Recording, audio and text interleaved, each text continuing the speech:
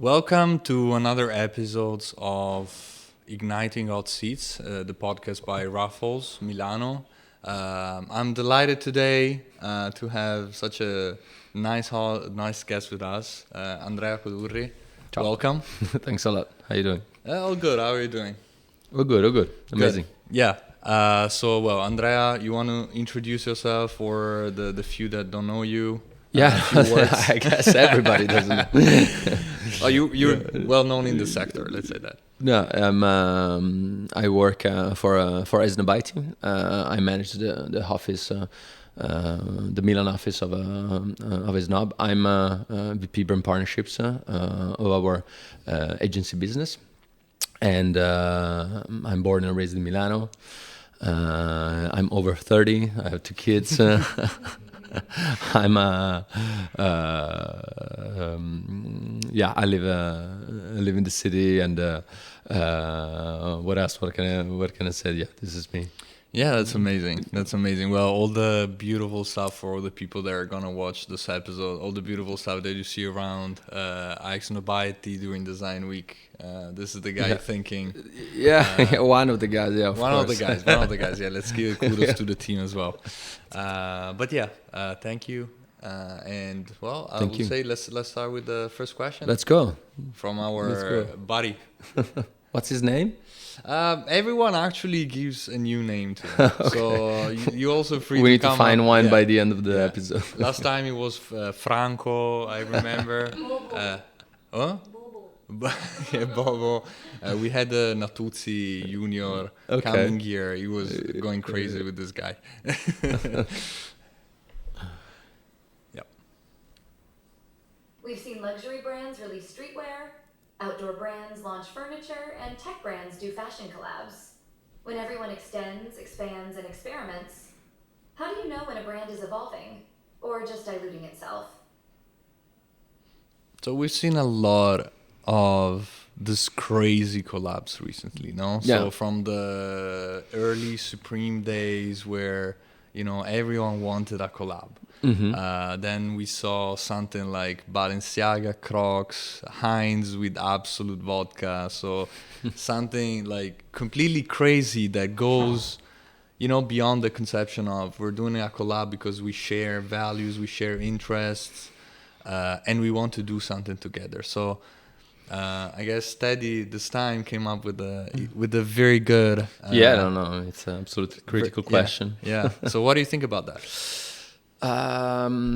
Of course, I'm super aware of the big discussion about collabs and the question mark that this raises today, because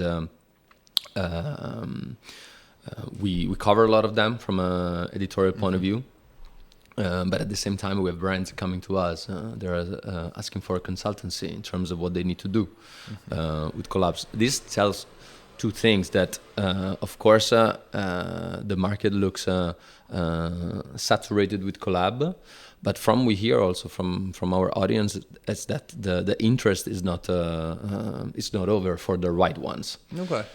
So as everything nowadays in the market, and I think this point we'll cover multiple times, we have anything of everything. So there's literally so much stuff around that the work today is really around curation. So it's selection. And this goes for, of course, a publisher or a magazine that needs to understand what's interesting to cover for their audience. But this is also the mindset that the brand should have.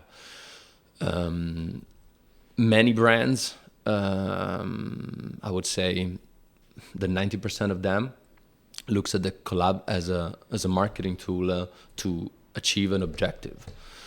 An objective that can be expanding their audience in a specific market, or expanding in a new business segment or new product line. I see more rarely the collab being the response to an answer in terms of okay, what can I do to get another brand to reinforce my positioning or my values, my design ethos, without stretching myself, you know. We are also in a time, because the market out there is really tough, where every action needs an immediate reaction. So and so revenues, you know. So, but I think that the reality out there is asking brands specifically to act in a much wiser way, especially when it comes to collabs, because I still think it's a powerful way to show up in the market, but you just need to do it right, and there are so many meaningless collab out there. I think two things like that comes to my mind. I always think that the brands always have a very, very sharp territory, or very, very sharp, let's say, I usually relate every brand with the 2, maximum 3 words that basically highlights their area of expertise, their values, the territory where they move around culturally, from a design, market, whatever. And I always like things that when I analyze like collabs out there, I always try to relate if, okay, this collabs does respond to these 2-3 points, or it's just like completely out of the way. And I think a lot of brands forget that for many reasons, because also like within the companies, like life is tough, you know. So sometimes you are in an environment where like it's not granted that you're really thinking about what you're doing from an external point of view. The other thing is that and I'm forgetting what I was saying. The second one is the best collabs that I see out there are the ones that changes both of the brands that are participating to the collab in a way. So I saw a collab in the past that left an impact not only in terms of coverage, revenue, whatever, but after that collab, you saw those brands doing things differently, because that experience of the collab really moved them and changed them internally in a way, and they started doing like something else. So I think the brands could like scout the word out there, saying, okay, who I would like to learn something from, and it's a win-win. It's not just okay, I want to work with this brand because they have 2 million followers more than me on Instagram, and they're stronger in Asia, and I want that market. It's like no judgment. You can still do it as you're doing maybe like a media investment or something different. But when at the end of the day, then when the market then judge a collab, or a designer judge a collab, I think they should go more for this kind of a qualitative approach. I would say, it's more like building on each other, as you said, on the strengths that each brand has to get out as a win-win. Absolutely, and not only from a commercial point of view. But I see a lot of people recently in the sneakers world, first of all, but I would say in general, there's a lot of fatigue for recent consumers, because they're receiving so many collabs and you must get this because this collab is so exclusive. No, but I think there are also amazing. Like segments of the market, like especially in fashion, where of course like the saturation is visible. We also know I also talk with some retailer or like shop owners. They're saying, look, like the cool kids are going against the collabs. Like they're saying, no, I don't want a collab because I think it's cooler to buy the inline, the tier, the cheapest. Also because also price point is a big topic nowadays. The cheapest stuff on the market. I think really like it's hard to say what's not what's like true or false, but I really think that nowadays in the market there's space for everybody. At the same time, we see that, for example, 50% of our readers, because we do research and forum and panels very often. At least 50% of them, they're planning and they're interested in buying like a collaborative product in the next 6 months. So, okay, a lot of people, 50%, they feel the fatigue, but there's still a lot of them that are interested in what they're saying. I think, as I was saying before, when you're inside the business or inside the companies, I think the fatigue is even higher because we talk and we work on this every single day. So we are fatigued and we project this fatigue sometimes on the consumers, but it's really difficult to step outside our offices and our email thread and keynotes and really like see what's out there, you know. Yeah, so you say also there are probably not that many. No, I think that there are many. What does it mean many? Like, you know, if 50% is in, 50% is out, okay. I mean, let's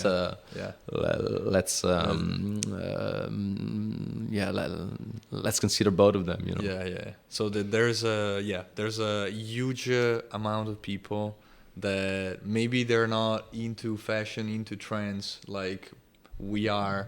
They're not doing this for work and they're probably interested in this, and then there are all the people really into fashion, the so-called subcultures that are really instead looking and feeling this fatigue. And this leads us perfectly to the next question.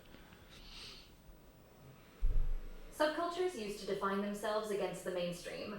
Now, they are the mainstream's marketing strategy.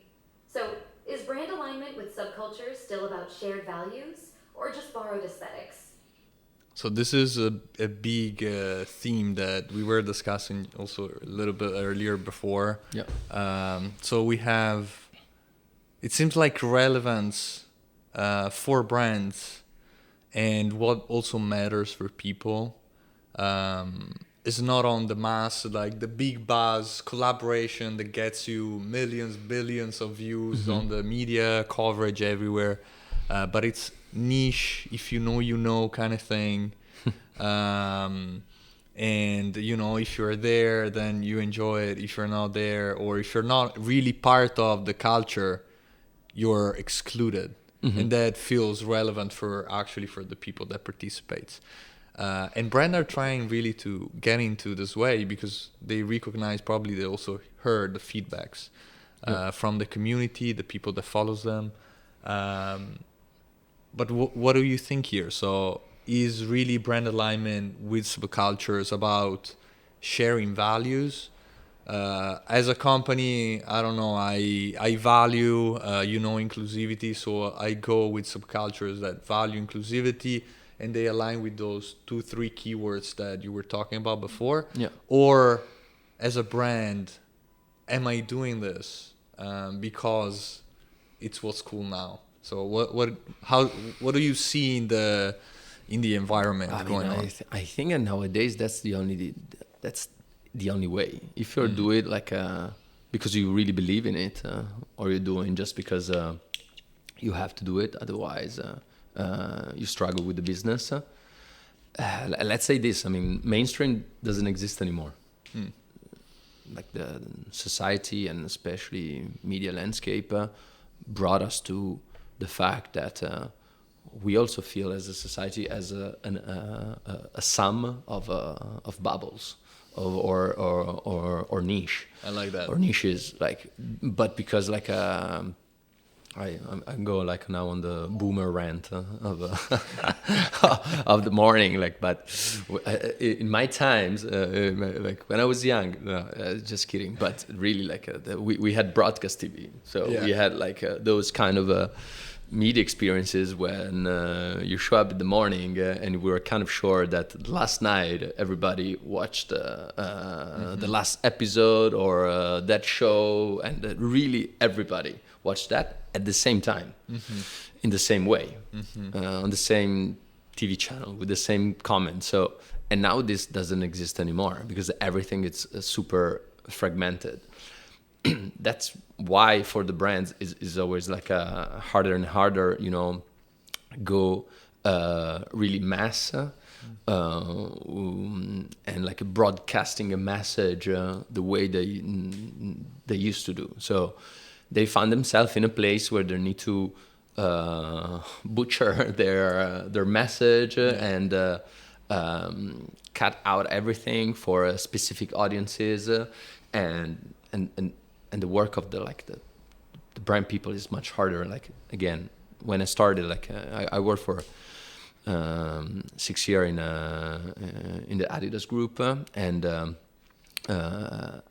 by the time that I was there, when I started the work, we still have the split between offline and online activities, and then I started working in digital marketing and being the, let's say, head of social for some sports category in Italy. So you can imagine how things have changed, and now like this was like to the extreme, you know, because at some point Facebook was like the mainstream TV, you know, but now it's completely different. Like going back to the point, like to subcultures and values. I think that it really goes by like to if the brand is doing that for a like just a marketing stunt, a soulless marketing stunt, or just because they believe in. I think it's just it's a difference that goes by brand to brand, how the brand like is was born, the history they had. I think it's really difficult to. It's case by case. I mean, there are brands that have been really close to, in their way, with some communities and some values since their beginning, and they're just brands that are just showing up right now. It's true that a brand that wins today wins because of their cultural fit and cultural relevance. So it's true that the society out there really expects that you behave and talk in a certain way, especially with the younger generation. So it's something that, especially when we talk about diversity and inclusion, it's something that is changing a lot of companies, or a lot of companies are tuning themselves into the society today for many reasons. And it's happening not only because they need to talk to a target, but I think also like being here, it's even more important to say this, but because they need to attract employees. and nowadays, I mean, we're seeing a lot of companies struggling with that because not only they're having hard times to talking to consumer, to reach out consumer in a new way, and showing them specific values, but they're also struggling in attracting people to work with them. And I think this is like really interesting because like one of the main reason why Gen Z, or like the younger part of our market now buys into a brand is because they would like to live in the universe that the brands are creating. You know, this is something that we've been saying for quite some time, especially when we start talking about what is like a new luxury. But let's forget about fashion for a second. But I think that at the same time, it's not just the buying act, but is also like it goes to the point that you need to convince people, not consumer, that you are like a credible space to work in. And I think it's nice to see today this correlation between the fact that the brands needs to attract consumer, but at the same time it's the same thing where they need to attract new employees because it's the level of expectation and demand from the people out there, like in terms of values, as you were saying, it's escalated tremendously. Yeah, we can see that as we go forward, more and more consumers, but in general, people are, I would say, really picky on the choices they're doing. So from boycotting fast fashion brands to saying, I don't know, this luxury brand is not producing anymore, has not with the same quality as it was producing before, so I'm not buying to that. Or this other brand does a collab with a person that or represents a person that I don't support, so I buy out that brand. So it's tough, I would say, for a brand to move in the space, because everything that you do is being tracked and it goes judged. Yes, and it goes back to what you were saying. So if I want to live in your brand, let's call it metaverse, because I guess that's the direction, right? If I want to live in there, I want every piece of the furniture to be representative of the style of the brand, and so also my style. Yeah. Right. So that's super interesting, because everything that you do now can make you earn some customers or consumers or passion people, or can actually also produce some losses too. Yeah. This is absolutely like very tough from a brand position, because it's also very, let's say, very, very distracting from then maybe focusing on the right product, on the right design. It looks like everything. Of course, it's becomes a PR stunt.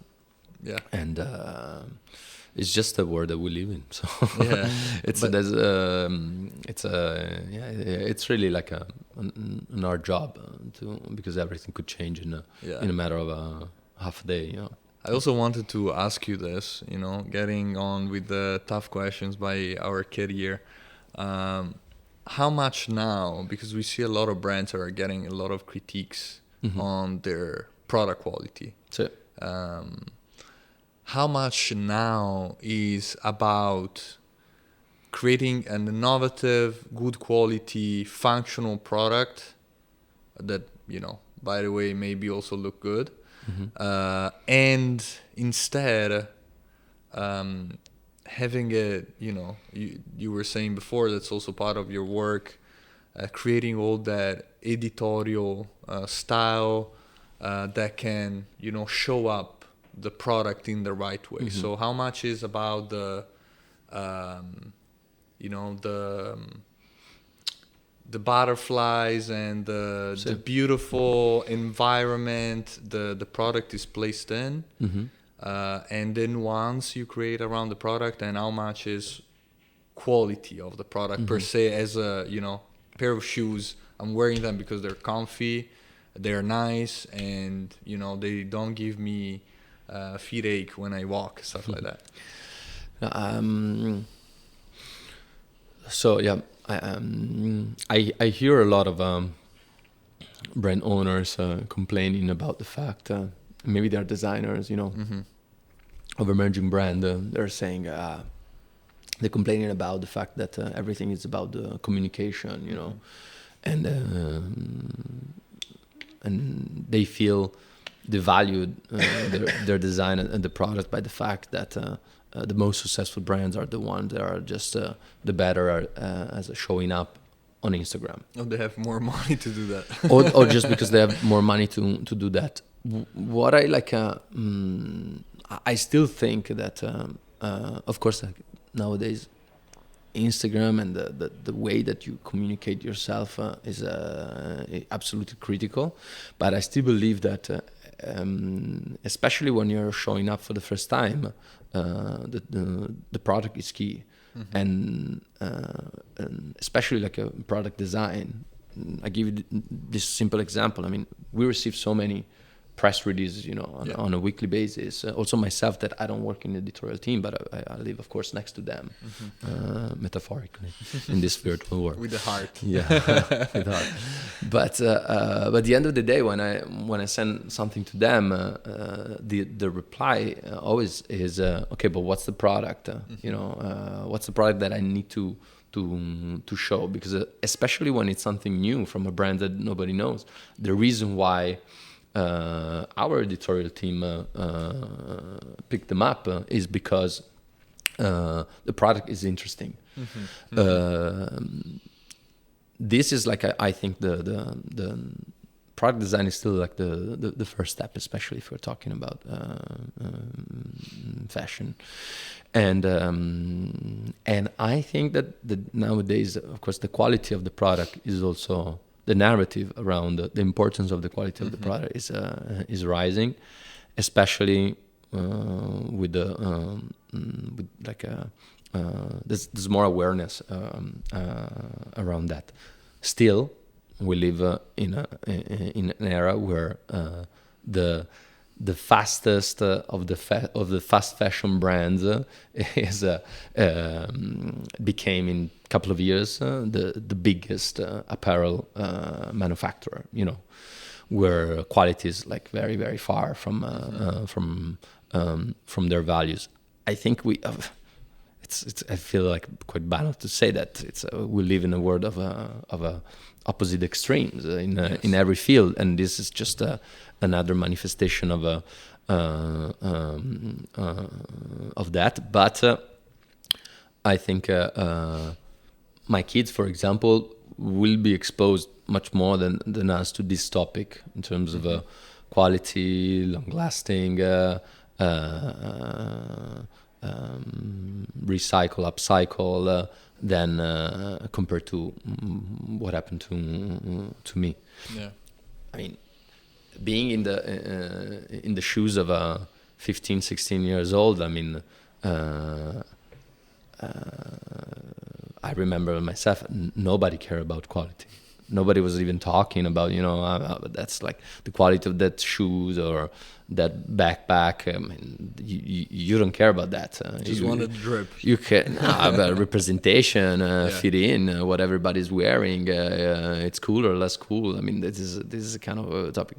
But the reality is that at age today, they're starting to talk about that. They consider, like, even my daughter to buy on Vinted, so of course like a word change, but I think it's absolutely like a topic. I don't believe that it's just everything virtual and the winners are just the one that communicate better. Also because and this is another like topic that is connected to this.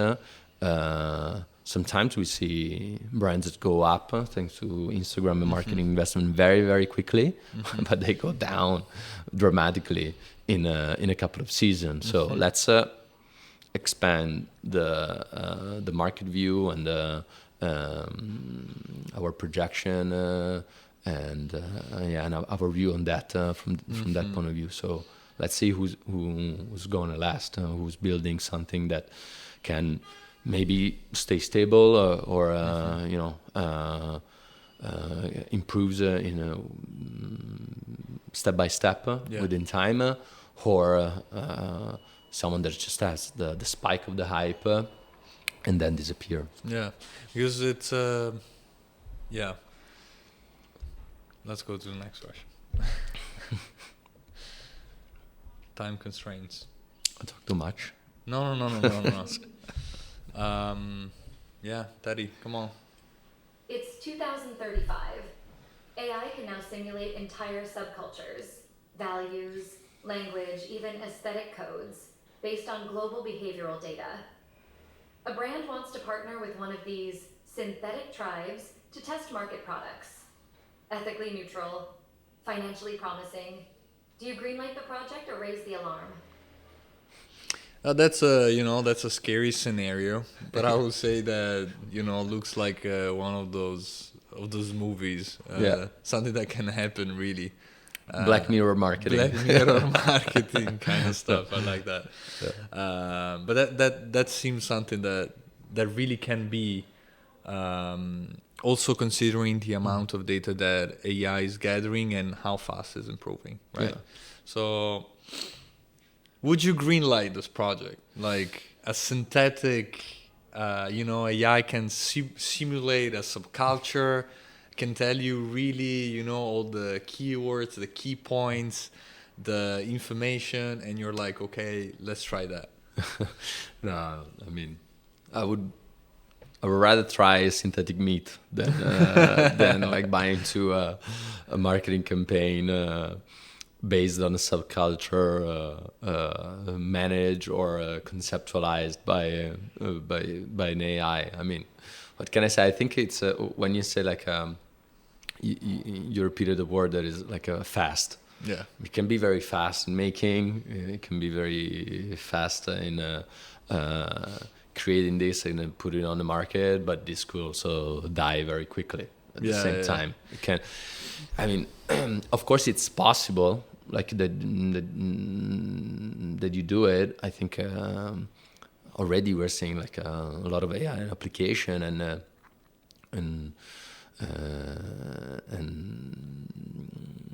the usage of that is going up. I really don't understand how like this could go to the point to create a subculture just from an AI perspective. I mean, while of course subculture in our experience always basically started like in real life. There's an in real life component. It's a place. Usually, it's a movement. It's an action. That of course gives strength. I mean, to me nowadays, if I picture something like that, I see it something very very weak that can have a generation on a social media, on a TikTok, but it can fade away. Yeah, very quickly, as you were saying before. Yeah. I mean, it's more like I'm more thinking. Of course, 10 years from now. But if there is a, let's say, new brand out of scratch, right? Don't have information, data, it's tough to gather insights on what to do and everything like that. So can it actually be useful for, let's say, a new brand, a new company that wants to go out in the market to try the sort of tools, or would you still try to do something organic and start from a place, as you were saying before? Like, can the two coexist? The data, let's say, AI, information world. But what she's saying is that, first of all, it's not mandatory to create a brand. Like what you were saying, like I have a brand, I don't have data, but like if you founded a brand, ultimately it's because you have something to say. Like and that's already the answer. Yeah. Otherwise, you are just a label on a T-shirt. Yeah. So and this goes like also for AI. You can use AI. You can ask AI what's the capital city of Sri Lanka, but you need to know that Sri Lanka exists. So you need to go backwards in like a in what you're saying. It's a tool. It's just a tool. To me, Yes. it's just a tool. It's a tool that can do amazing things. That can replicate a lot of actions and give you a lot of knowledge. But it's not the tool that is giving you the reason why you do something. You know, and usually behind a subculture and a brand, of course, there's a reason why the brand was born. This is like the way I see it. No, it totally makes sense. Thank you so much, Andrea. Already. Yeah. We are on a time constraint here. Okay. But I love the chat. No, super. I guess we have we could go forward for probably some hours. We can continue. We can stay here with the camera off. But thank you so much. We really appreciate you being here. Thank you for all the people watching the video, and see you at the next episode. Bye bye. Ciao.